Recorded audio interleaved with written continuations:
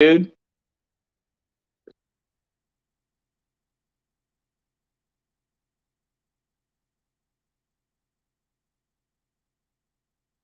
Okay, can you hear me right now? I surely can. Perfect, perfect. My bad, people. Welcome to the big broadcast. You know what I'm saying? Unc and Phew edition. I'm Big Stepper, Big JTV, and we have Unc Football getting ready to do our first live stream. We're gonna give it a chance. We're gonna give it a chance. See if we can get some live people to come hop in, and people can check us out after. We're trying something new today. We're trying something new today. You know what I mean? How you doing, Unc? How you doing, man? Doing great. Mm. Yeah, You know what we're Saturday gonna do? afternoon. Yeah, we deserve it, man. We deserve to enjoy the sun. On my ends, it's looking nice. I'm gonna go out after this. But you know who's Ottawa, not doing it? Huh? Ottawa's good today. Oh man, it's like plus 23 or something like that. It's amazing Right. what you know what I mean? Beautiful. Yeah, But yeah. We've got it. We've got it like that here near Toronto as well. It's just all week long was outstanding. and that's the thing. We're going into fall and we're going into week three. It was week three of Yeah, football. football time. Let's do it. Let's do it. One thing I know who's not doing good is Nick Chubb, man. Yeah, yeah. And that's what I wanted to touch on first, man. What's going on with the injuries, man? Well, back to our discussion of last week when we talked about how tenuous the running back position is where injuries are concerned. So, yeah, this simply just validates that case just that much more. My goodness. Chubb's injury was so severe that, they weren't even going to show it on TV. I mean, Yeah. TV's never going to make that Heisman mistake ever again. So it was obviously pretty gnarly. He's out for the year. And, that puts Cleveland in a position, who are they going to find? Well, Mr. Ford, who conveniently was like the backup, came Yep. in there and gave a very Nick Chubb type of running back game. So, I mean, like, he was fantastic. So Mr. Ford was the hot waiver wire commodity this week. I missed out on. I didn't get him. Me too. But I tried. yeah, Lord knows I tried. Boy, he would have looked sweet on my roster. Let me tell you, holy criminy.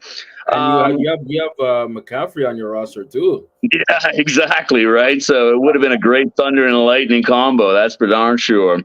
Yeah. But some lucky fella in our league got him, and in just about every other league across North America, somebody grabbed him because Cleveland, the way they're set up, you're going to get like a lot of runs every game. So he's a fan. Yeah, he's a great Yes. commodity. And Ford actually looked absolutely like he could just step in there and take over for Nick Chubb, which goes back to what I was saying last week.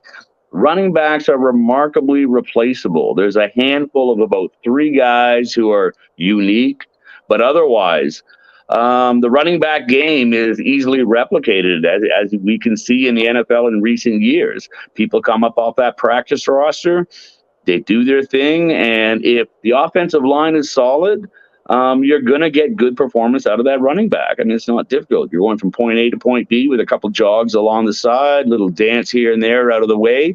But if the plan is working and your offensive line is competent, the holes should show up, right?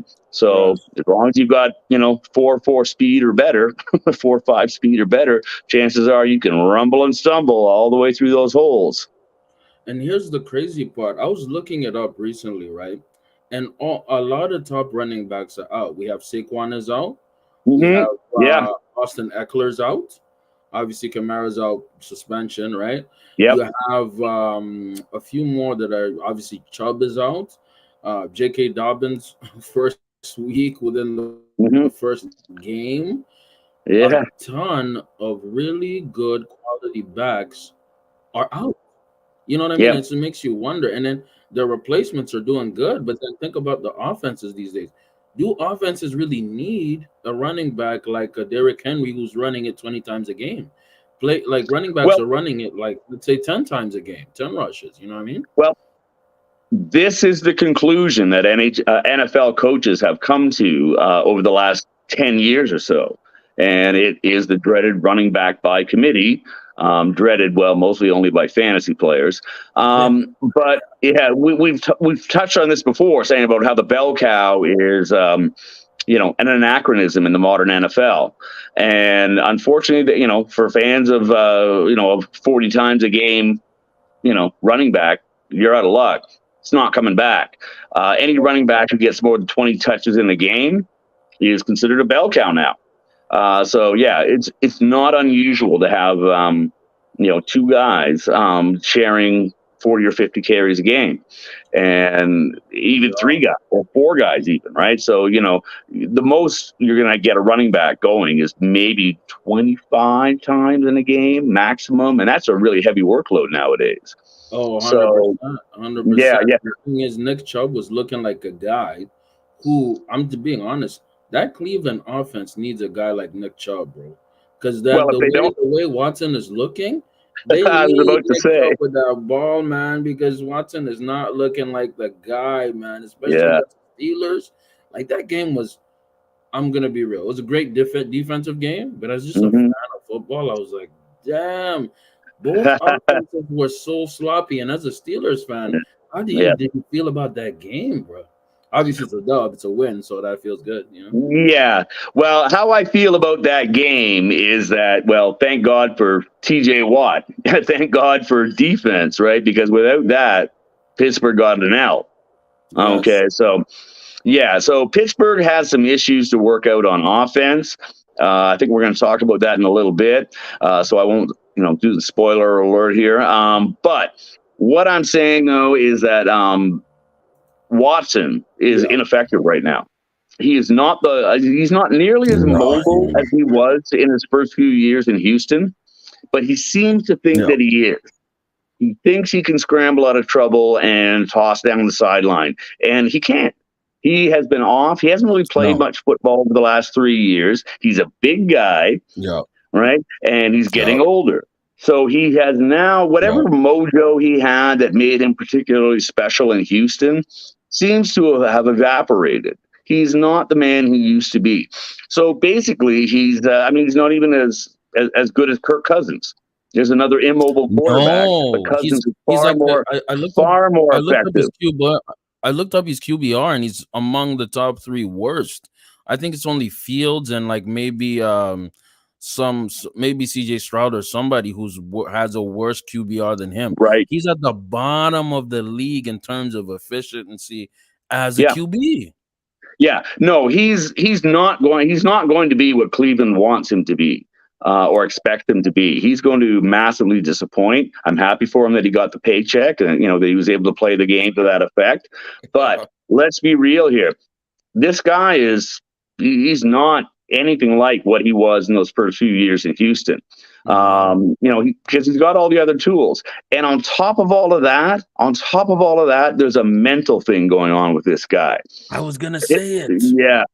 Pittsburgh got all over him. And it was very obvious that whatever trash talk was happening up close and in the trenches on the field was getting under his skin. I don't Yeah. know if it's ever occurred in a game before, but for a quarterback to take two, not one, two face mask penalties, that's extraordinary. So he was clearly upset. And then, of course, that second one was just a debacle where he started pushing and shoving the refs out of the place because he wanted to he wanted to continue the altercation. Yes. You really have to wonder what his state of mind is if he can be, gotten to so easily. So yeah, we have some problems. We have some problems there in Cleveland at quarterback. It's not a good place for him right now. He is not performing the way they want him to, Yeah. or need him to. And that's what goes back to what I was saying in general. He has the tools. You know what I mean? You look at him physically, Diminished tools. 6'3". That's the thing. He's 6'3", 200 some pounds, has the ability to run. I still think he has some juice in those legs. He's 28 years old. He's not like on some, Russell Wilson, you know what I mean, can Yeah, barely yeah, burst. No, he has some burst in him. It's the mental game, I believe. It's yeah. the mental game because he has guys like Amari Cooper, Donovan Peoples-Jones. He has guys out there who he can throw the ball to, who can get the ball, but it's his mental. He doesn't seem mentally there. And imagine if a defensive player had did what he did, they would have been ejected. Oh, big time. Imagine TJ Watt did even half of what he did. The TJ Watt fact can that get out. the fact that he was not ejected from that game Yes.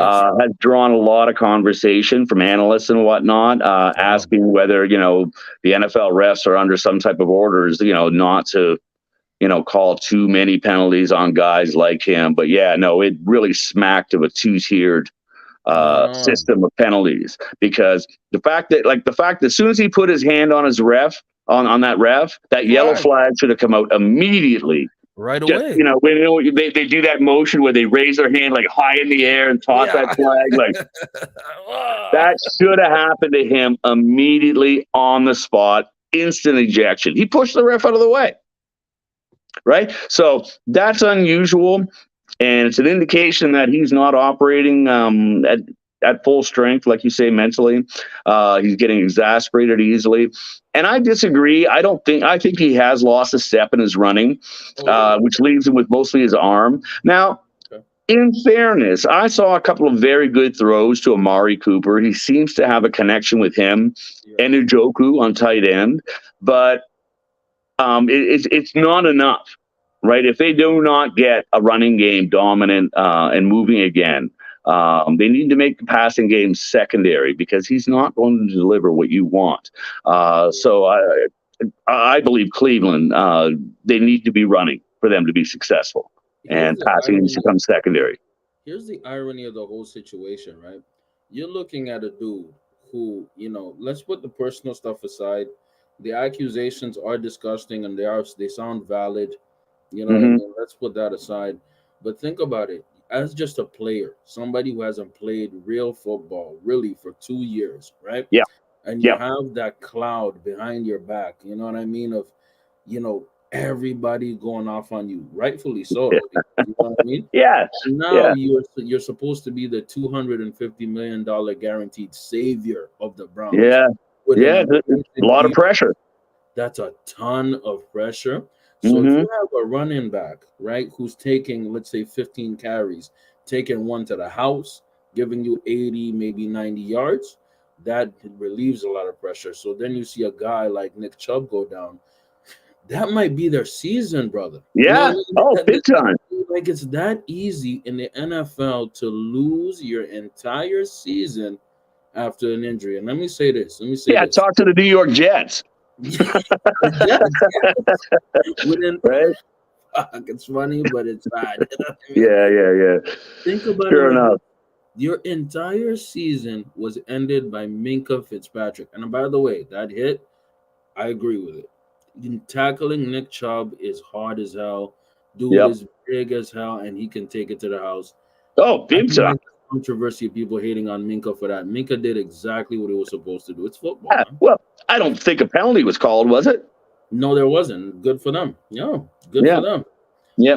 Well, all I can tell you is that the Cleveland front office is probably second guessing their decision to get rid of Kareem Hunt a couple of years ago or last year, whenever it was. He would come in very handy right about now. Not that Mr. Ford is not killing it. The guy's doing great. I was actually really surprised with the amount of power that guy runs with. It's really good. Actually, I think he got picked up by the Browns 2 days ago or a few days. So they have followed through on that, because that was the rumor I'd heard on Monday or Tuesday. That they were going to be doing that. Yeah, they followed through. I tried to look in our league, or somebody already scooped him. I'm like, oh fuck. Really? That sucks. Hunt is back. Let's see what happens. But let's look at the other side of the field. The Steelers, right? And I have a Steelers expert, a Steelers fan right here with me. Talk to me about that offense, specifically Matt Canada, because I know in the Steelers, man, a lot of people don't like this guy. That offense, I'm sorry, it did not look that good, man. Other than that touchdown, it looked, I don't know. It looked ineffective is what it looked. I mean, the fact that you got Steelers fans chanting, fire Matt Canada, fire Matt Canada. Actually, sorry, they weren't that sophisticated. It was just fire Canada. If I didn't know otherwise, I might have been F word Canada. Yeah, right? It's like it's a South Park episode. Yeah, no, it sounded a bit weird if I didn't know, right? But anyways, yeah. So that was my impression. That was definitely my impression. Is that whatever Matt Canada is doing with that offense, it's insufficient. And let me tell you why. Because Kenny Pickett has a laser arm and his passes are quite good. And he's supposed to have a rebuilt O line, which it appears that he does. But the fact that 135 yards went to one receiver and that's it, that's a problem. And I don't know if the problem is the receivers, seems doubtful, but rather than the schematics and the scheming that Matt Canada is doing, that would appear to be the problem because it's not an imaginative offense at all. But the thing is, in the past, with Roethlisberger running Matt Canada's offense, none of that seemed to really matter because Ben is Ben, and even as he was declining in age or increasing in age and declining in skill, he got Matt Canada. He understood it and he knew how to do what Matt wanted. Kenny Pickett is a younger guy and a different skill set. The guy is built to go downfield. If you've seen his passes, like the guy can get you 70 yards downfield, so the guy can go deep. They need someone to extend the field better than they are. And I know Deontay Johnson's been injured, and so he's out. So, that's your second receiver. But, there should be no excuse for that. These are NFL talented players, NFL level players. You're supposed to be able to go out there and get a pass if it's delivered. But the thing is, it's where they're being delivered, how often. The whole scheme seems to be transparent to defenses. I think you're right about that. Defenses are starting to read into Yeah. Matt Canada's offense. Yeah, And they're figuring them out. They're figuring them out. These guys are, these defensive coordinators are paid millions as well. So they're paid to figure this out. At the same time, I didn't see a lot of imagination in the play designs, a lot of creativity. That's right. Like, okay, it's first and 10. Okay, we're gonna run the ball. Okay, second down, we're gonna maybe try a pass attempt. We're gonna run the ball again. Let's get creative. Let's do some play action passes. Yeah. Let's do some different things. And the game, both offenses were not good on that game, but the defenses came to play, and which really sucks. Did they ever? But good for the Steelers. They got the win, but the Browns defense came to play as well. So both defense showed up, Yeah, absolutely. But like you say, there's a lack of imagination and creativity going on there. Now, part of that could be because, maybe he hasn't opened up all of the playbook because it's, a young quarterback. That's possible. But still, at the end of the day, the buck stops with you as the offensive coordinator. So. The interesting part is Mike Tomlin was getting asked or pressed by the media, by journalists about it, and what did he say? Kind of dodged it. He was kind of saying, "Oh, we're gonna just go with what we do what coach speak." He non-answer, but it was clear that. In my mind, at least the way I perceived it, he was trying to say, yeah, we might need to get rid of this guy. Reading between the lines. Well, Tomlinson's such a classy guy. He's not going to call the guy out like that. Absolutely. You have to read between the lines. You have to pick up the clues and whatnot.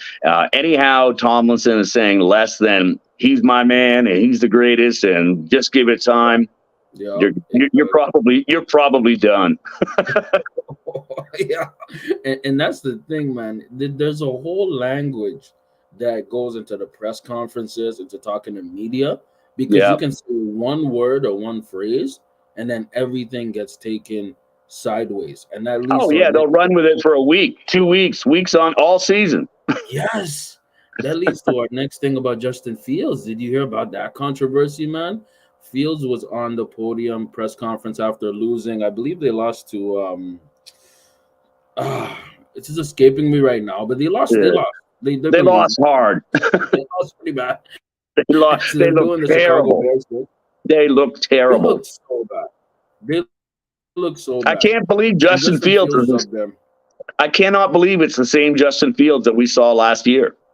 I mean, he really looks like a different animal altogether. I don't know what they've done with him. It looked really bad.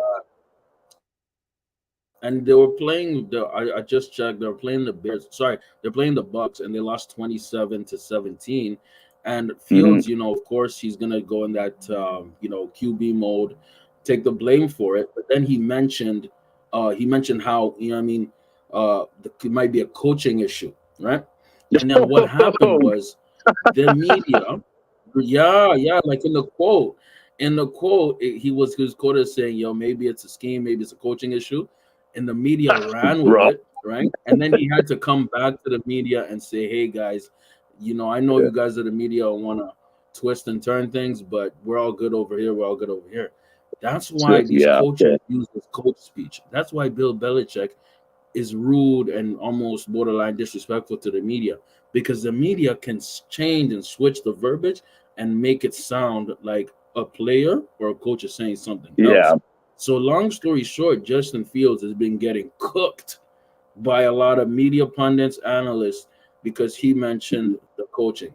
And let me say Yeah. this: as I've watched some Chicago Bears games, bro, it is the coaching. Like Justin Fields, it has only had like 5 designed runs this season, and I Fields, know. I you don't. have to I you can't have to figure let it him be out. free. You have to let him be. He's overthinking. Let this man run the ball and then open up the offense. Scheme Yeah. up something to let these receivers open, because the thing about football is such a strategic game. You can scheme a player to be open. You can Yeah. choose a route that makes that player open. You have a guy like DJ Moore out there. You have Chase Claypool. These guys have talent, but Right. that Bears offense looks so bad, my man. It But looks so bad. without, with, see, this is the issue. Without the threat of Justin Fields taking off for 10, 12, 25 yards, right? Without that threat, they're just going to stack up the box because they don't really have a fantastic running game to begin with. Not at all. So, yeah, unless Fields, the threat of Fields running can set the defense back and let them come off the line a little bit, the whole Bears offense gets compromised. Like you cannot get the ball out to the receivers; they do not have that good an offensive line.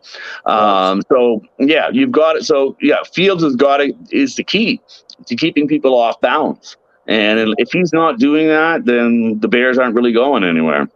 Man, think about it like this. Fields is the third quarterback in NFL history. Let me go on this side. Third quarterback in NFL history to rush for 1,000 yards. We have Michael Vick, we have Lamar Jackson, we have Justin Fields.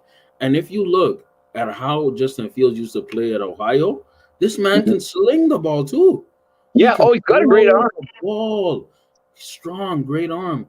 And what's happening right now that makes me kind of sad and angry is these talented young QBs are put in terrible situations where they can't succeed, because you have to let Fields run a little bit, open it Mhm. up, have that threat. Like you said, they're putting 8 Yeah. people in the box, they're dropping down the safety, and Fields is basically like, okay, damn, they're putting pressure. He got sacked 55 times last year, man. And he's been Shit. sacked 10 times. It's only been 2 games, bro. Yeah. So he's on pace for more. Yeah, yeah. So, yeah, no, he's got to be. I mean, for a mobile quarterback to get sacked that many times in the first 2 games, something's definitely not right. And my guess is that, probably the Chicago head office, the general manager, whomever, has said that, look, the guy's endangering himself playing like that.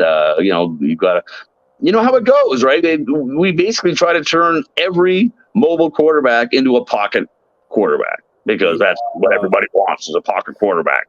6'4", going back 3 steps, pitching the ball. That's it. But the reality is, since Steve Young for the 49ers back in the Yep. 90s, he revolutionized the game. Him, Randall Cunningham, Rodney Peete, all these guys showed you what a mobile quarterback can do. And they paved the way for Michael Vick, who has then paved the way for just about everybody else in the league right now, considers himself a mobile quarterback. And I'm talking about Josh Kelly all the way down to all the way down to just about every quarterback in the league right now. Purdy, like you're seeing it all the time. Russell Wilson, you're seeing it all the time where all these guys have 40 to 50 yards of rushing per game.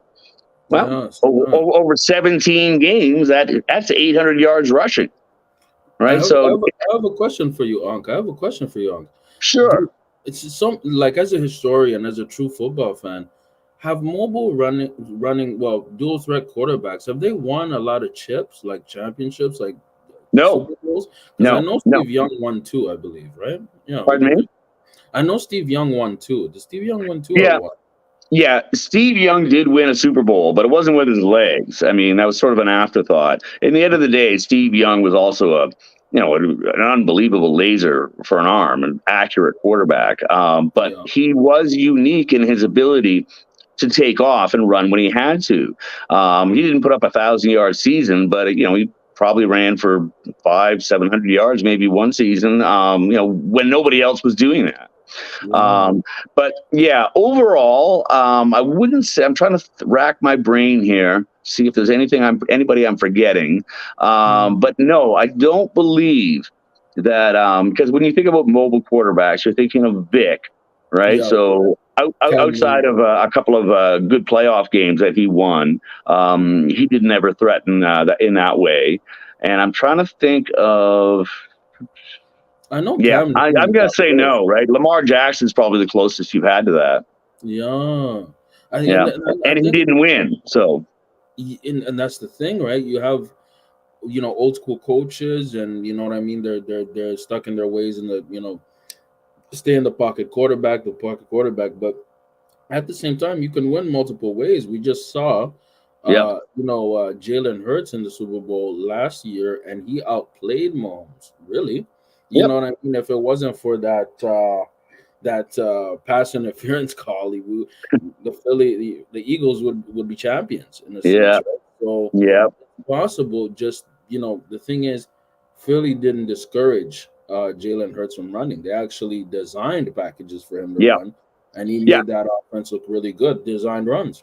Yeah, yeah, because they're doing it the right way. They recognize what they have and they recognize it's part of the game. I understand the trepidation because these guys, again, are so valuable. And I Yeah, also understand the old bias about, passing the ball from the pocket, all that. It's a more controlled game. It looks like poetry in motion when it works. But you got to be real. Sometimes that quarterback has to get the hell out of there. yeah, And also, that quarterback, any quarterback that can reel off, 10 yards, 20 yards, at the drop of a hat when necessary, like, come on, man, that's like an extra running back. that's So, what it's looking like. No, it's like you have an extra back in yeah, the backfield. yeah, Yeah, like you can't tell me that Josh Allen, Hurts, Vic when he was playing, like all of these guys, if they can manage to stay healthy, and Hurts has managed to do it. mm, If you stay healthy, that extra running game is extremely valuable, not just to fantasy players. yeah, It sets the defense back on its haunches, right? Because anything can happen. So yeah, the modern NFL requires a mobile quarterback, as far as I'm concerned. and, This dedication towards just keeping, a pocket passer just cause for reasons, seems ill thought out to me. and you think about it like this, right? Think about Mahomes. Mahomes, Mm, he's not necessarily what you'd call a dual threat quarterback, but if you look at some of his playoff games, he'll bust open like a 10-yard, 20-yard run out of nowhere, and you'll see, whoa, he's kind of like yeah. shifty. And you look at, Josh Allen. Josh Allen was probably the Bills' best running back for 2 years. Oh yeah, big time, Like big he's time, their most effective runner. You know what I right? mean? Yeah. Which So that situation should not exist, but the data doesn't lie. same with Lamar. He's like consistently the Ravens' best running back, and it's like, Again, okay, a situation that should not exist, but no, it's not. Well, you see J.K. Dobbins getting injured all the time, but yeah. that's besides the point. But something that I really wanted to touch on that we talked about, right? Arizona Cardinals, especially versus Yeah, the Giants. We gotta talk about this, brother. What the hell is going on, fam? Y'all are gonna blow a 20. I think it was like at some point it 21 was point. 20-0. It was 20-0 at the beginning of the third quarter. It went to Yes. 20. It was 20-7 Stop it. at 8:35 in the third quarter. and then that's it. It's like the Arizona offense just stopped functioning. They just And stopped existing, bro. They just said, "Nah, let's just go in the chill. Let's go on vacation. Let's go have some." Bro, well, after that, uh, Danny Dimes, because I think that Saquon uh, got injured a little bit after that. yeah, he did. Danny He Dimes did. had It an was all-time mostly, game. yeah, That was it an was amazing mostly comeback. Danny. But like the Cardinals, come on. Yeah. Yes, it was all Danny. And I'm like, what is going on? How do you blow that type of lead? Well, Talk to us, man. well, I Yeah, what do you think? usually I How do you feel usually about that? leave the conspiracy theories to you, but I was the one who Yeah, actually struck out on that. I said to you, like, dude, I normally leave these theories to you, but I cannot help but think that it's like some call came down from the owner's box saying, guys, hold on a second. You had some fun in the first half, but what are y'all doing out there? We got larger goals at stake here. Now, I'm not one to accuse a team of tanking, but that has been a narrative that has begun from the beginning of the year, saying that the Arizona Cardinals may be on a tanking mission so that they can get the yeah, first pick in the next draft.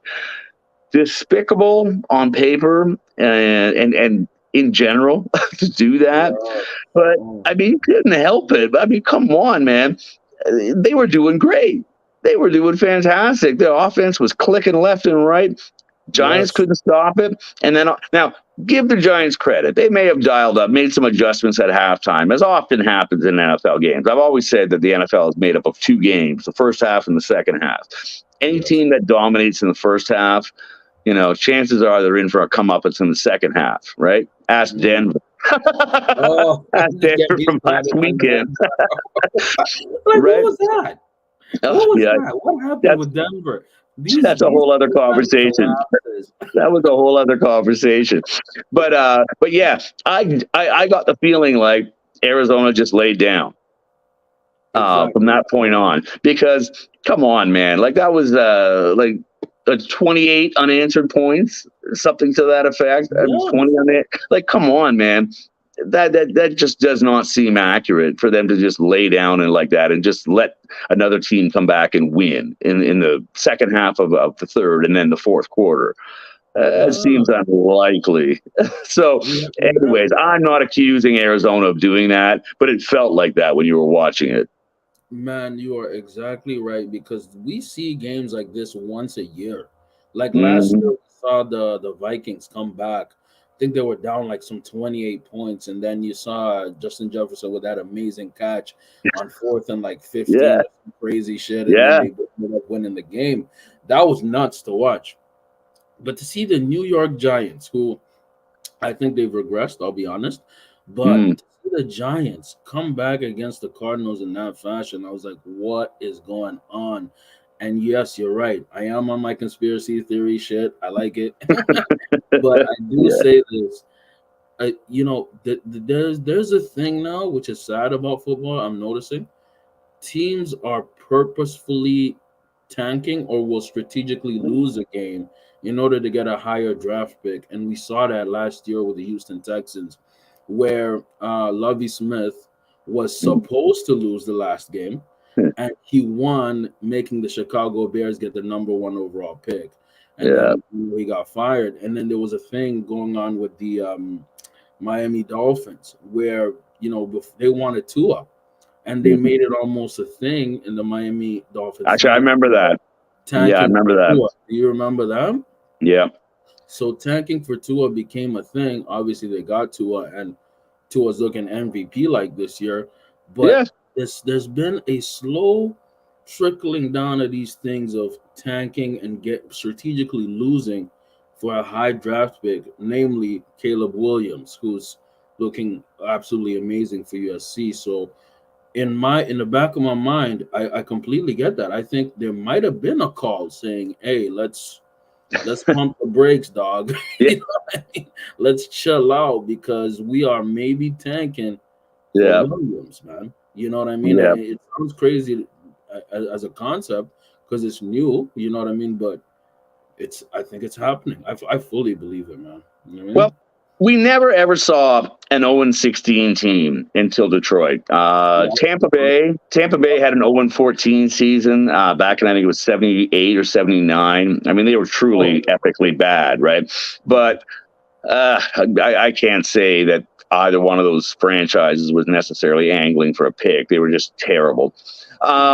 Nowadays, with revenues guaranteed from cable, from the league and all that type of stuff, to the league, I should say, that are shared evenly amongst the teams. Yeah. If you lose, a third of your fan base halfway through the season, people stop coming to the games and all that type of thing, it's not really going to affect your revenue. So if you decide that tanking for the first place pick is what you want to do, however cowardly and low down that is as a general strategy, as far as I'm concerned, because come on, man, I guess you can get away with that. But my point is, I don't care. I don't care. The first draft pick has been botched so many times by so many teams. They get it wrong all the time. Like, come on, man.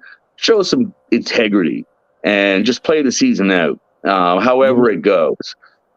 Play spoiler. Show some pride. Yes, show some pride, and people are out there putting their body on the line. Nick Chubb. Okay. That's the next thing. Men are showing up to work. Yes, they're putting their body on the line, and then think respect about it like this. them.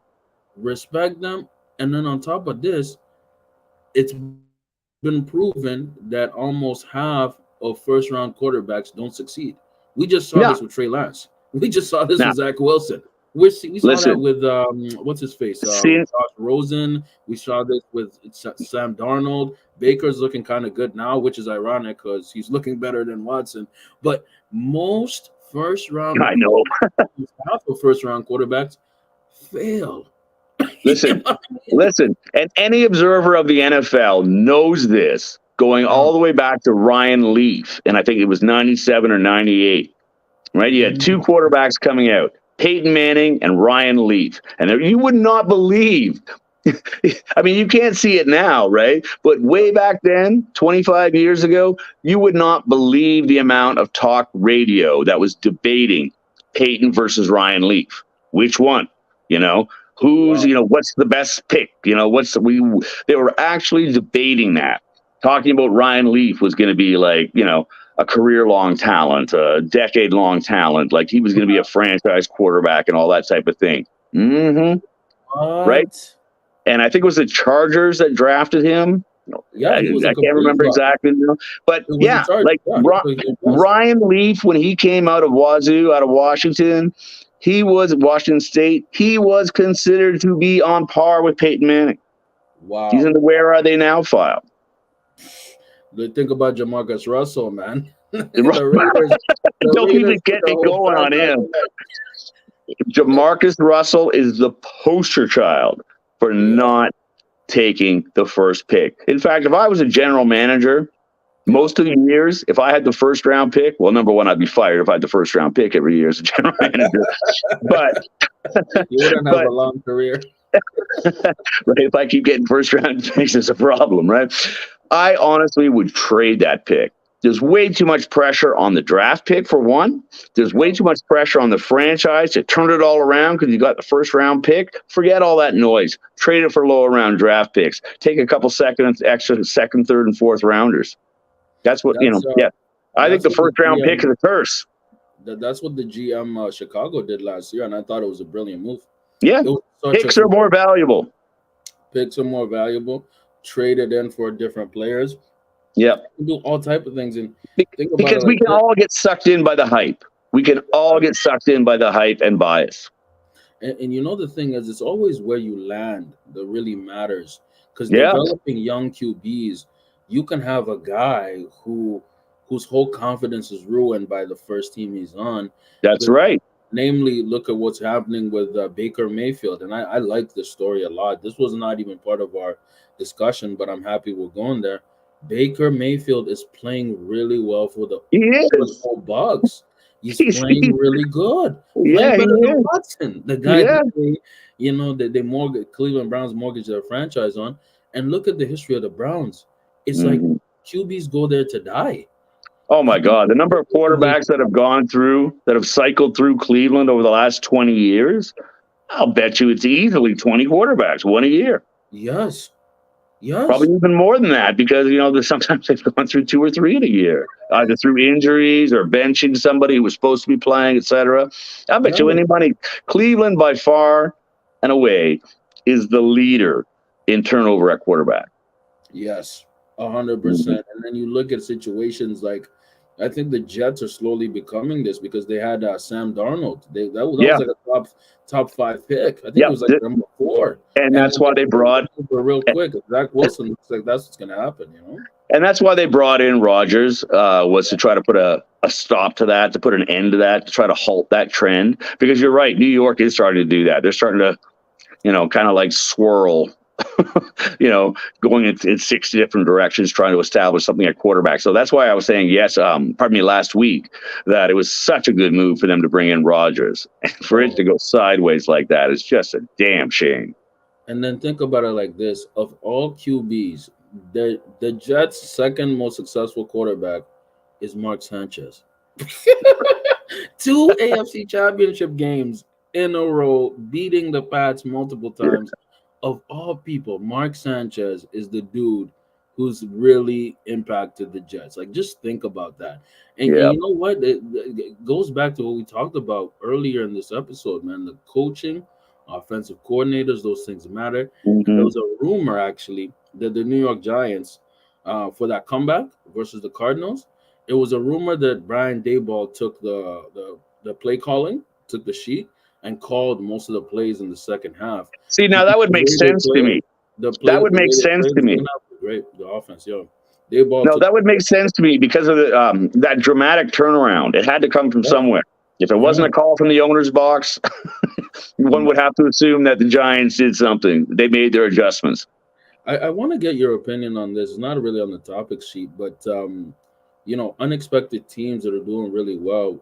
Washington, the Commanders, Yeah, the way their offense is looking. You know what I mean? If we are talking fantasy, their running back right there, Gibson, is really good. But what do you think of Robinson, Robinson? Robinson too. Yeah, Brian Robinson.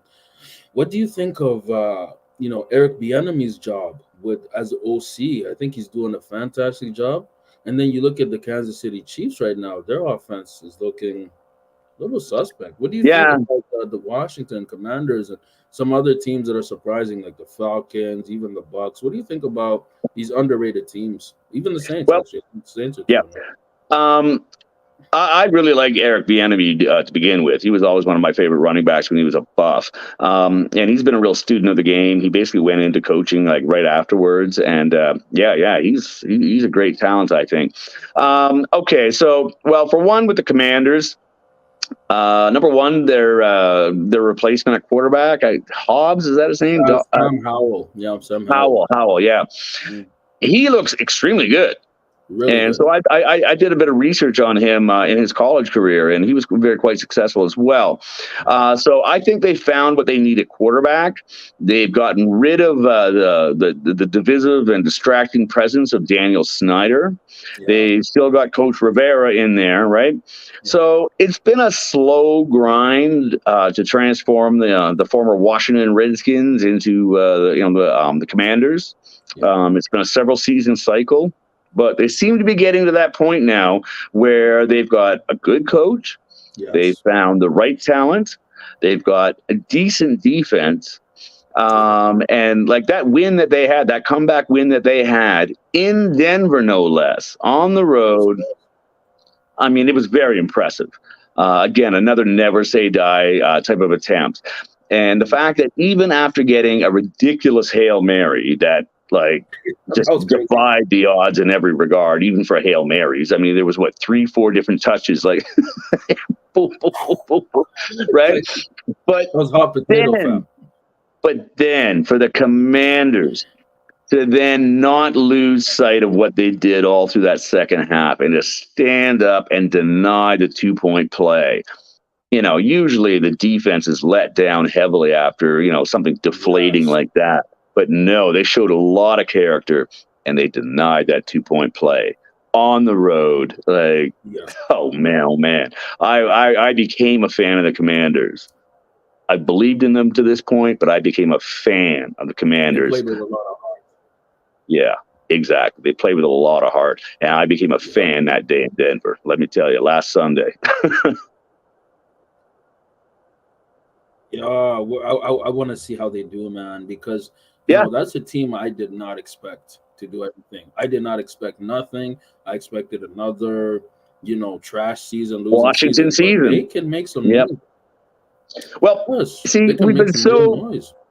we've been so used to the Commanders / Redskins being terrible in the Daniel Snyder era, especially the last half of the Daniel Snyder era. So yeah, Yeah. we sort of think of them as perennial, Mm, 3-14, 3-3, this type of team, like just a shitty team. But that is not the case right now. Like you said, between Gibson and Robinson in the backfield, yes, McLaurin sir. as a receiver, Howell at quarterback. Logan is a decent tight end. Yes, So sir. there you go. Your skill positions are covered. Their lines are solid. And that defense plays some takeaway too. So yeah. Yeah. In fact, you've got the odds there in front of you. I mean, looking at picks for this week, the Yeah, yeah, Commanders I have a do have some odds. very Yeah, definitely.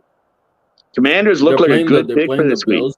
Obviously, I think it's yes, six and a yes. half, You look at the six money and a line. half points. They're 6.5. Yep, 6.5 points Yeah. exactly. Yep, yep, yep. Right. I I think the would put Commanders will some cover action on that, that. even on the road. Yeah, I think the Oh, you think Commanders they'll will cover cover? that. Yep, they'll probably Nice, lose. nice. They'll probably lose, but I think they'll cover. I think they'll cover that as well. But if you want to get go with some risk, you can even take the money line. They're plus 215, and Oh, if they're really? playing, then, yeah, they're plus Plus 215. Yeah, 215. yeah, plus 215. So you put a little some, you can get a little some. So Ten like bucks get $10 gets you 21.50. I'm telling you, I'm saying, Double your and money. I might because I might play with it because what like you just said, you made some valid points. They have an That's a offense that great puts up line. points.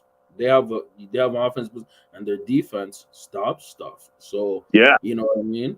What other lines were you looking at that you were interested in? Because it's pretty spread out right now. Do you have any line? I can even actually, you know what I can do? Let's try something. I'm gonna see if I can share one of my screens Okay. where I can see if I can give you give me a quick second, brother, because I can see some of the lines and I can possibly show some of the lines and spreads right now. Well, I'll Oh, tell you while you're looking at that. I'll tell you about. yes, sir. Talk to I me. think an interesting line is going to be the game in San Diego this weekend. I think it's the Chargers and the Vikings.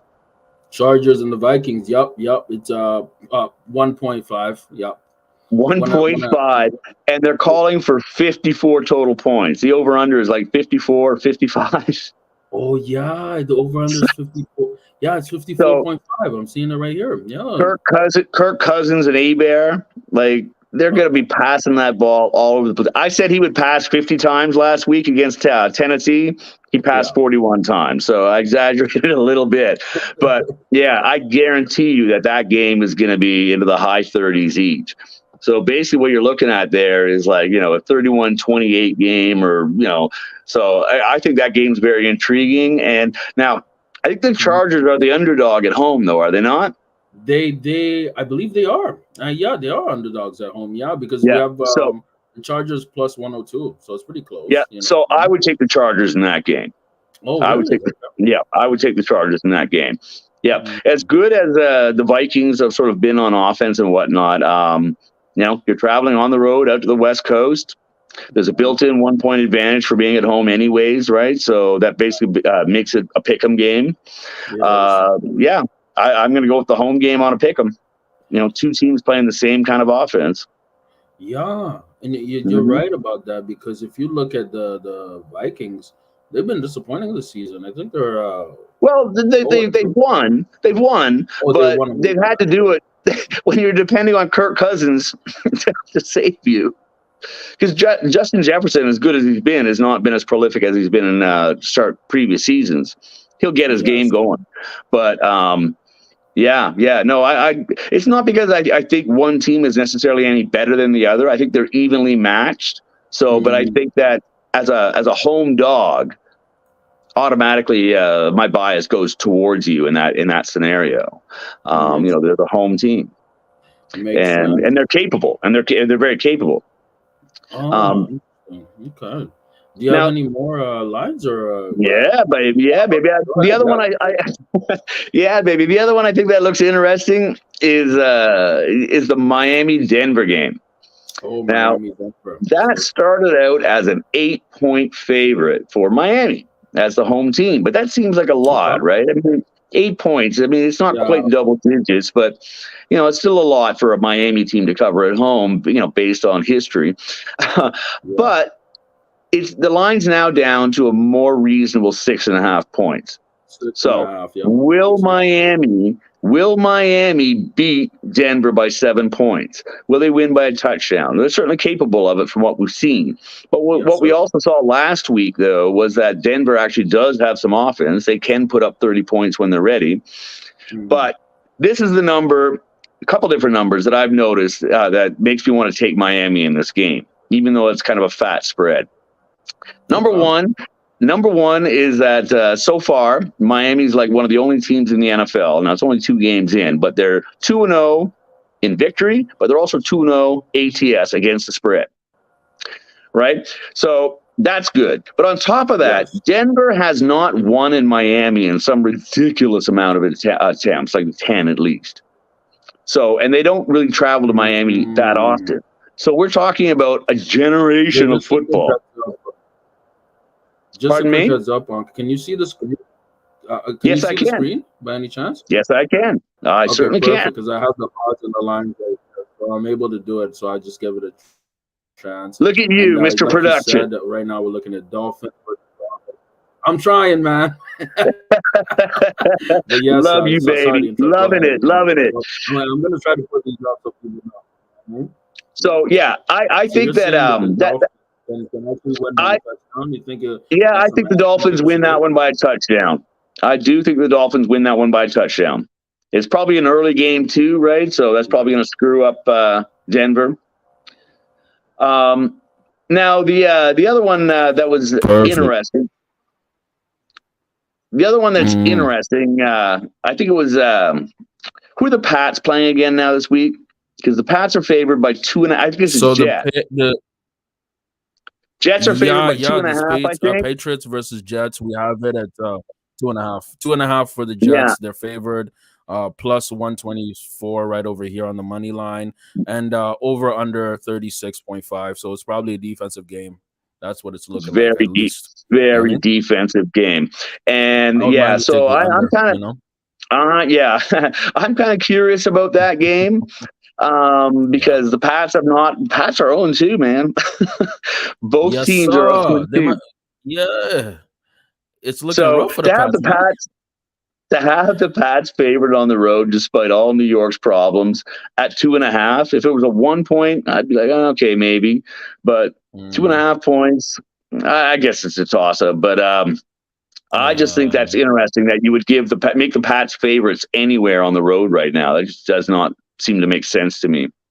I think it's because the Vegas is not really fans of Zach Wilson. They don't think he's going to put up any real points.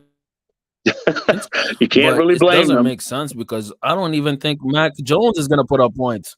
Like, come You know, on, it's is Mac Jones really the dude who's going to put up points? I don't know. it's funny. You It's know? funny. And in our Yahoo Mm. fantasy, they're calling for Zach Jones or Zach Wilson to score like 20 points. I'm like, from where? How Stop. the hell is he supposed to do that? Like that's more points than they're predicting for Trevor Lawrence.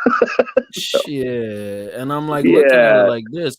Are you really going to stop Matt Judon and that really good Patriots front seven to hit you? They're going to hit Zach Wilson. I feel bad yeah, for the kid, man. Like, bring in Carson Wentz at this point, man. Like, what's going on, bro? yeah, yeah. Well, Yeah, what are you man. going to do? So, yeah, those are a couple, three lines I looked into for this podcast. Nice, nice. You know what? You're gonna win some money rocking with Unc, man. Unc is definitely gonna get you some bucks who go with his lines, man. But I think I talking went about one and food, one for last week. Out of the two nice. calls I had last week, I got one of them right. So I'm about as reliable as a coin flip. Hey, man, this is the thing about the podcast, man. Me and Unc are having fun. We have Yeah, fun. We doing it for fun. We doing it for the love. yeah, And if any of y'all get the chance to really rock with us, we got the PayPal option. But we're gonna do this because we love it, man. If we got yeah. Pat McAfee out there basically taking his shirt off, having fun talking football, I think we can do that too. You know what I mean? Actually, So there's yeah. a guy. There's a guy named Brandon Perna whose podcast I watch. He's Okay. a big Denver fan. Brandon Perna Nice. is a comedy gem. He's hilarious. Right. He's very hyperbolic as a personality, right? Very self-deprecating, all that thing. Right. Anyways, he actually did this legit documentary on the evolution of ESPN. I Oh, watched it this last week. Yeah, it was actually really quite surprising for a guy who's jokey all the time. He managed to keep a straight face for an hour and give us a really good in-depth thing on ESPN. I did not realize that Pat McAfee was signed for as much money as he has. They have invested like a ridiculous, like a $80 million or lot, some kind of bro. number like that. A Well, lot. almost like you were signing. He's probably way more money than he ever signed for as an NFL player, right? Yes. So Yes. so I think it's ESPN has committed that type of money to him. So Yes. like Pat McAfee apparently represents the future. That's actually, this is very interesting you say that because the Pat McAfee show, and even just Pat McAfee as himself, the entire brand, I've seen it It's grow goofy. really from nothing. Well, not nothing, but they were part of Barstool's network, Yeah, and then they left Barstool. They went to FanDuel, right? And then from FanDuel, now they're on ESPN. yeah, And I believe he's the highest paid personality on yeah. He is. ESPN. He is. $85 million. I don't know how long the contract is, but he's getting paid more than a lot of football players, bro. Let's He just start is. off with that. He's Just making to talk way and more money than he would have way more. as a kicker. But Yeah, I and mean, for me, I'm not looking at another man's pockets, but I'll say this: he deserves it because the man works hard. He's entertaining. He's funny as hell, and he can get serious sometimes. So well, for me, I'm like, I'm like, salute, brother. Like, oh yeah, and yeah, this yeah. is You got to something give that's it like up a to the guy. 5, 6 year thing, and making way more than he's ever made Me, in his career. Way more. The way man is. more than me. Listen, Yeah. to me, it's kind of a goofy thing. Like to me, it's like from a guy who grew up, with ESPN and some serious attitudes, towards Yeah. providing news and journalism and all that type of thing. Pat Mhm. McAfee seems kind of goofy to me, but I Yeah. do admire his the brand that he's created and the Yeah. success that he's generated with it.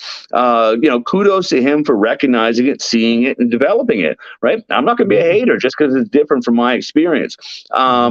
But yeah, he's got a different approach to it than I'm used to. But Mhm. apparently, it's extremely popular, and he's Very. very effective in communicating, the NFL's message and whatnot. Therefore, ESPN, of course, is beholden to him up because those two are basically a partnership. Yeah. So, like Pat McAfee is the future of sports commentary. That's what's up. Yeah, Admit it, you're embrace it, absolutely right. You're absolutely right, embrace man. it. And what's happening right now, at least from what I noticed in the sports media landscape, and yeah, we're kind of going a little off topic, but I like this shit. I love it. But in the It always sports media, happens here. yeah, it does. In the sports media landscape, I think what's happening is the old guard, are like the Dan Patricks, you know what I'm saying, like Colin Cowherd types, the really trained Mhm. broadcasters, they're almost fading out, I think. Not fading out, but like No, they're you're right. They're on the they're right not track. being as pushed. Now there's more of a push towards something like what we're doing, where it's Yep. podcasting off the cuff, more Well, loose, more free, less corporate. In brackets, but it is corporate. You see, like an individual like Joe Rogan, he got a $200 million deal from Spotify. So the alternative media platforms are being pushed. Something like a podcast like this. I know this is our first live stream. Unfortunately, we don't have any viewers right now, but the hmm, more you do it's like it's a changing media platform. Another example of this, there's a streamer, a live streamer. His name is Kai Cenat. If you ever heard of him, and he is, he does, like, let's say we're doing a live stream right now. He'll do like a 4 or 5 hour live stream. Well, he'll play with different things and like crack jokes, listen to music, and No, it's my very God, interactive. he interacts with his audience. The man gets like 200,000 people viewing him concurrently, and You then know who? and then he gets tons of money for it. He's one of the richest people in the world just off live streaming. You know? One of ESPN's most famous formats right now, believe it or not, Mhm. for viewing Monday Night Football is with the Mannings. Yes. The Manning brothers Yes. host an interactive type of podcast type of affair. So this idea that like you just sort of play the game, you just sort of let the game run, and Mhm. then interact with your audience that is tuning into the game throughout the game and providing a little distraction here and there. Yes. You know what I mean? So it's a new format. It's a Yeah. different time, and people are loving it.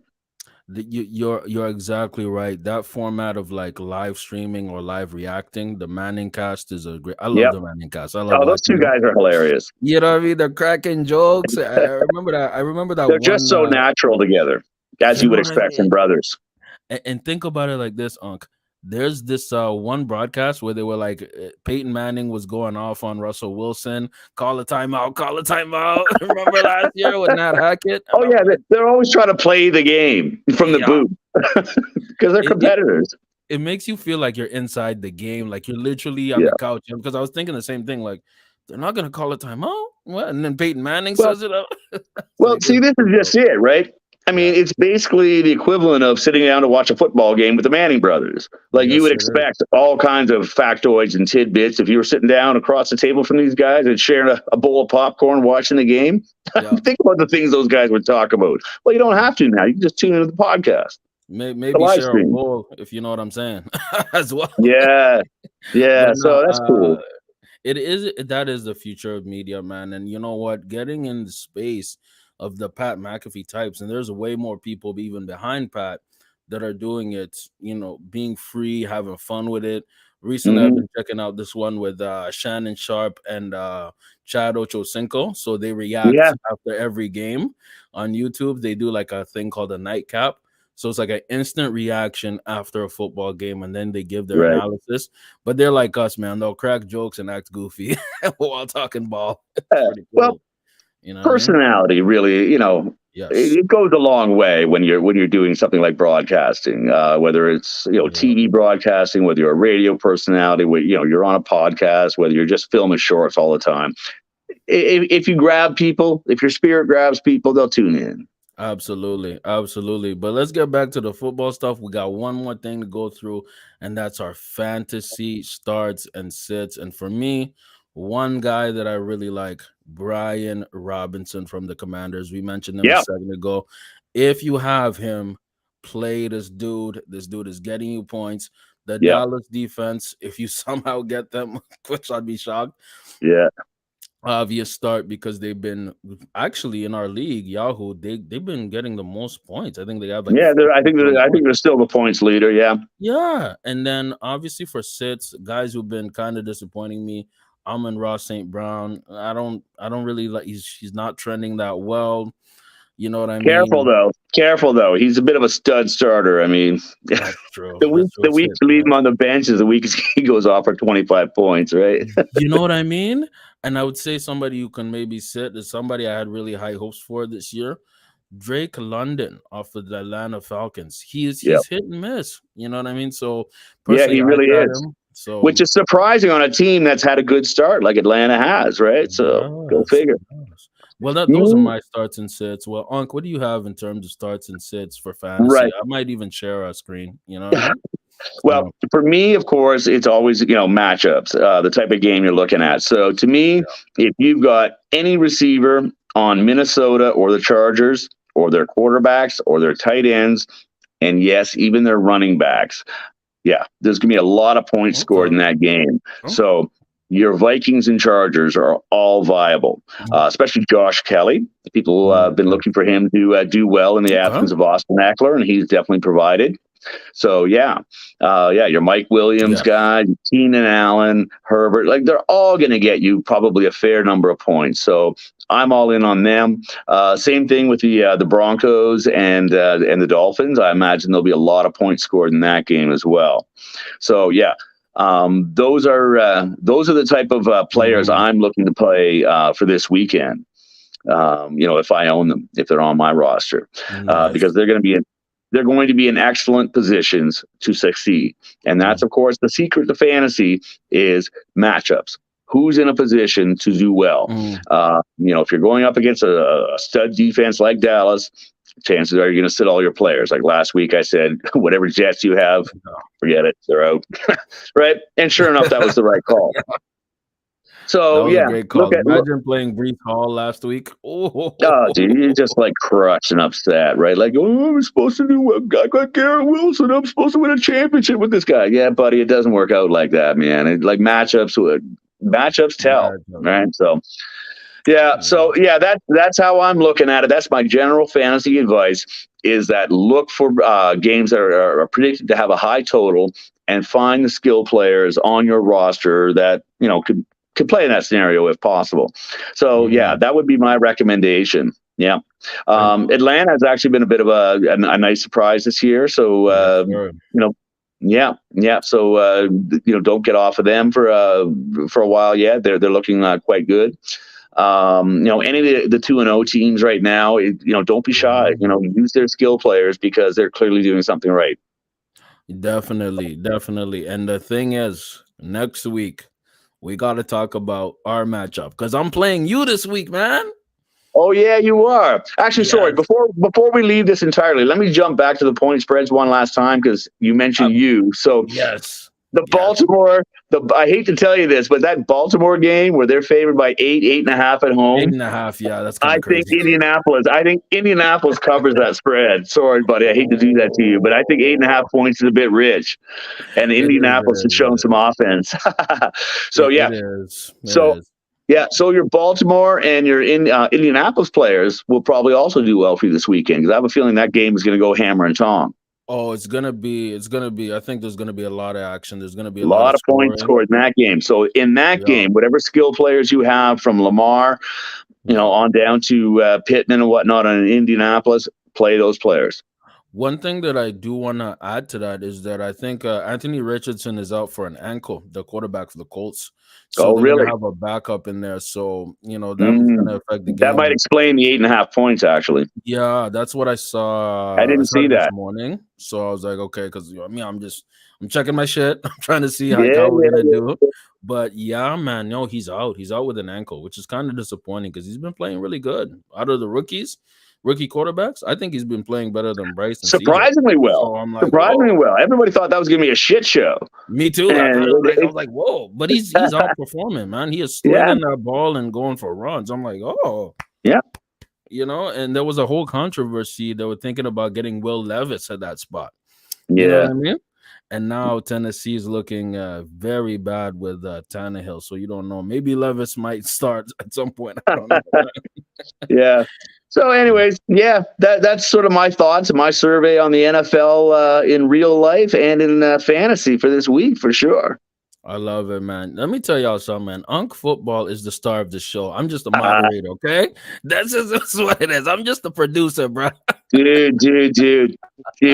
Interviewer is the whole nexus of any hosted broadcast, whatever. The host is it's always the most subtle, underappreciated skill. Oh Dude, you man, ask the right questions and you direct the conversation in the right way, brother. We love you. appreciate that, Unc, man. Now we're gonna end off the live stream, man. This has been Unc and Phew, season 2, episode 2. Come Unc and here next Phew, it's week. season 2. I love that. Unc and Phew, season 2. You know what it do. You know what I mean? I might need a few, you know what I mean? I might need a little background music, some beats on this, you know what I Boom, mean? boom. Yeah, I feel that, So dude. we're gonna let everybody go, man, and same time, same stream. We're gonna hope to get a few more people in here, you know what I mean, and we'll get it Mhm. popped up for next time. Right Unc, on. hope you have a great weekend, and hope we battle it out on fantasy this weekend, man. All We'll right, talk to you brother. That's tomorrow. right. That's right. We're going together. So I will put up Yeah, my best game. Yes, sir. Yes, sir. Peace out, everybody. All right. One love, buddy. Doses.